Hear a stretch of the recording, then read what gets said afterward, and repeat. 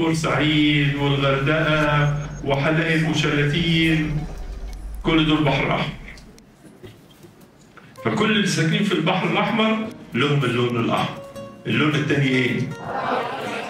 كل اللي ساكنين عند البحر الابيض المتوسط زي ايه؟ اسكندريه، الايه؟ الدقهليه، ماشي. بورسعيد، العريش، مرسى مطروح، العلمين، مش كده؟ الساحل الشمالي. اللون الثالث ايه؟ اسود. دول ساكنين فين؟ حوالين نهر النيل. لأن نهر النيل جنبيه الأرض السوداء اللي بنزرع فيها الأكل.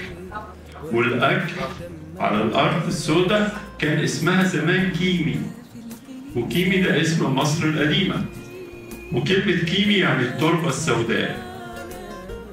عشان كده اللي ساكنين كلهم حوالين نهر النيل زي في الدلتا وزي في الصعيد وزي في القاهرة بيمثلهم اللون الأحمر الأسود.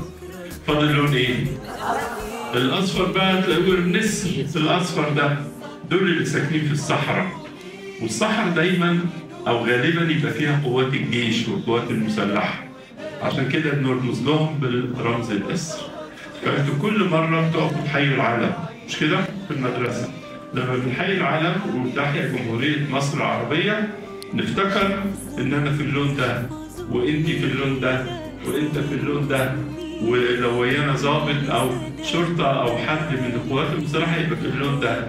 فالعالم كله بيضمنا كلنا.